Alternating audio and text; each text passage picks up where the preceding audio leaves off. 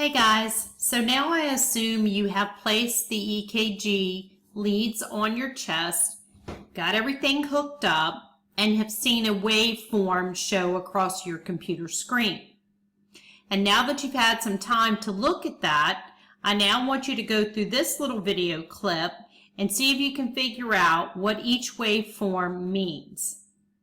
Now, in real EKG classes that nurses go to, we actually print out strips on graph paper, just like it's done in the hospital, and we review those strips and we measure every little detail about them. These details let us know if the time the heart contracts in the atrium is the correct amount of time before it contracts in the ventricles, and we can get very detailed in our analysis of an EKG rhythm. But for this educational piece and for what you guys are doing here at STEM Camp, we really just wanted you to understand that each one of those waveforms represents something actually occurring in your heart. Now, if you remember the first video clip, I talked about the electrical conduction system and how the electrical pathway goes from the SA node to the AV node through the bundle of His and down through the Purkinje fibers. And the SA node fires. This is what makes the atrium contract. And once it contracts and completes the contraction, that electrical conduction goes on down and causes the ventricles to contract. But what are you seeing on your screen, and what does it mean to you? Well, the first waveform that you see in each contraction or each complex that will show up on your EKG waveform, that very first bump that rises up is when that SA node fires and sends that electrical impulse into both atriums, causing them to contract. And we call this thing a P wave. This very first bump that you see before you're going to see the larger electric lightning bolt. I don't know why I keep saying electric. Lightning bolt appearance waveform. This first one is your P wave. And this represents your atrium contracting, both your right and your left. The next slide I'm going to show you will be of what happens as that P wave, after that P wave happens, as that SA node travels a little further through the pathway.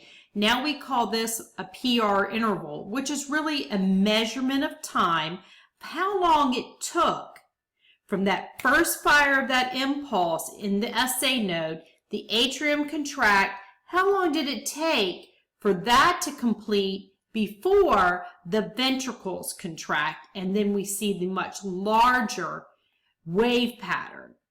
So as I said earlier, when nurses take this class and the nurses work at the bedside, we actually measure those little teeny boxes you can see, and we count how long it takes, because each one of these boxes represent 0.04 seconds in time.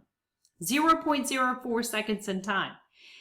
You're not going to be able to do that because yours is not printed out, but you should be seeing a low waveform here, the P wave, and then you should be seeing something that goes up and down, that looks a little bit like a lightning bolt. That part of your EKG waveform is actually when your ventricles contract, and we call this section the QRS complex. It's the impulse from when it hits the bundle of His and then goes down through the Purkinje fibers, and we get this demonstration here on the graph paper where it goes up and down, and that's the demonstration of the contraction happening down in the ventricles.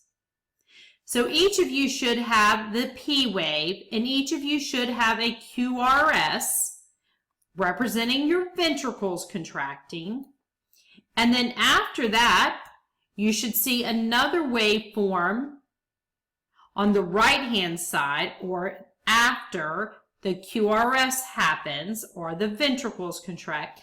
And this last piece is called the T wave. And during the T wave, your ventricles go through a repolarization, meaning there's no associated activity in the ventricular muscles.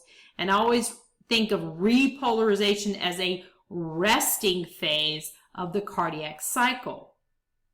So looking at what you have here on the screen, the very first bump, the bump that's in front of the lightning bolt appearance bump, this is your atrium contracting. So that first lup in the lup up, lup up, lup up sound of your heartbeat, this is the first part. And then this would be the back sound, the lup up, dup. That's the back piece. Excuse my sound effects, but you've ever listened to your heart, then you would know it makes that. Or if you've ever heard the recording of a heart, you know it makes a lup up sound. And then in the back side, this is your resting phase. So you should have this kind of complex, and then you should have a bunch of them, one right after the other and after the other. And all of those together make up how your heart is beating while you're hooked up to your EKG. Now you may be having a slow heart rate, you may be having a normal heart rate, or you may be having a fast heart rate. And without being able to print it out on paper, it's a little bit difficult to determine as it's running across your screen as you're getting a live waveform. But I did want to give you an idea visually how it may look if your rhythm is slow, or if your rhythm is normal, or if your rhythm is fast. So naturally, because this is a measurement over time, if your heart rate is beating really slow, then you're going to see an EKG format complex, then a pause, then a complex, then a pause, then a complex. If it's really fast, you're going to see a complex, a complex, a complex, a complex. So I thought it would be fun for you to, once you've hooked it up and you've seen it recording across the screen, that it would be interesting if you would do some jumping jacks, get your heart rate up, and then sit back down until, you know, it stabilizes so you don't have a bunch of artifact, and notice that your complexes are coming in a lot faster. So here's some visual. This first one, this is a normal rhythm here. This is normal sinus, and this shows you that you have your little P wave, your QRS, and your T wave, and then a small pause. A P wave, a QRS, and then a T wave, and then a small pause. So when you're looking at this, the distance that it takes to go from one top of the QRS to the next, and to the next, and to the next should be pretty much the same distance all the way across. That means your rhythm is normal or regular. So you have a nice regular rhythm. You should always have a P wave, and you should always have your QRS and then the T wave in the background there. Okay? So we're looking at a P wave, a QRS, and a T wave, and that the distance from one to the other is pretty regular. This is a normal rhythm. A normal heart rhythm will run between 60 and 100 beats per minute. Now let me show you what one looks like that is slow. When you look at this rhythm,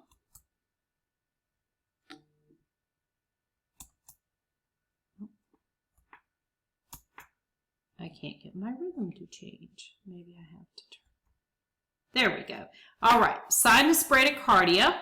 Notice that each EKG complex is much further apart, meaning from one complex to the next complex to the next complex, there's a lot more distance. This person's heart rate is only running at 40 beats per minute. So that's a slow heart rate. And maybe you'll see that yours is slow also. But that doesn't mean anything is wrong with you. it might mean that you're an athlete. Don't get concerned if you see that. This is not diagnostic. This is really just for your education to pick up the fact that you're putting out an electrical pattern out to an EKG machine.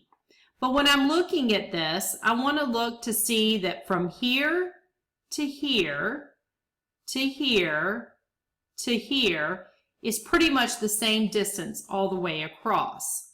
That means it is a regular rhythm. And then I want to make sure again that I have a P wave right here.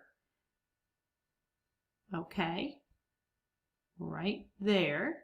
And then the QRS, which again looks like the lightning bolt, and then in the back of it, a T wave. So that's pretty much what you should be seeing in your EKG pattern that you're reviewing. And the last one I want to show you is what it would look like if it was tachycardic. If it was tachycardic, that means it's fast. That means it's greater than 100. And notice when I show you this slide, how frequently you're seeing that QRS or that lightning bolt.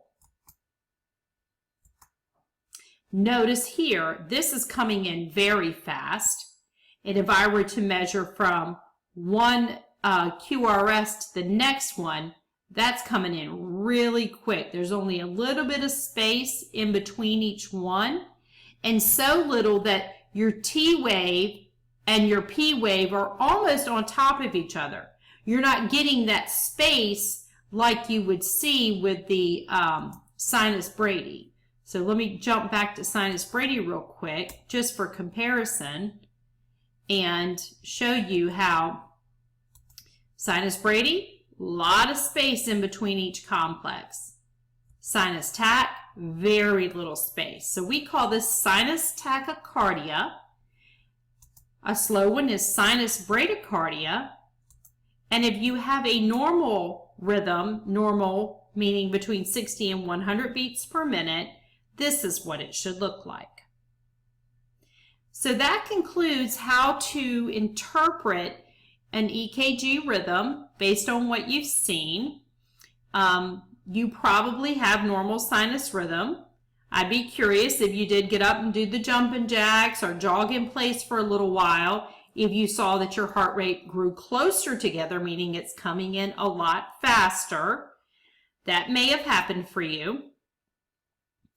The other piece here is just noticing what your waveform is, that you did have a P wave, which is your atrium contracting. You did have a QRS, which is when your ventricles contract. And then you had a little T wave, and that's when your heart was resting. I hope you've learned something about EKG, and maybe one day you'll want to be a nurse too. This has been a good time for me to share my knowledge with you, and I wish you the best during your STEM camp. Thank you.